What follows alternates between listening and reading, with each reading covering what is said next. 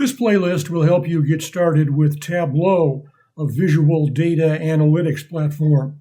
You can take data from spreadsheets or other data sources and convert it into charts and dashboards so the data is easier to understand. The videos in this playlist will show you how to create a scatter plot showing the leading scorers and rebounders in the history of the National Basketball Association. The horizontal axis is scoring, and the vertical axis is rebounding.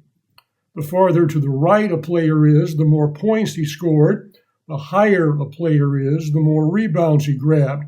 If you point at a player's name, you'll see additional information. For example, if I point at Karl Malone, I'll see the total points he scored in his career, total rebounds, field goal percentage, and games played. GP stands for games played. In the comments is a link to a spreadsheet you will need to download to start creating your Tableau workbook.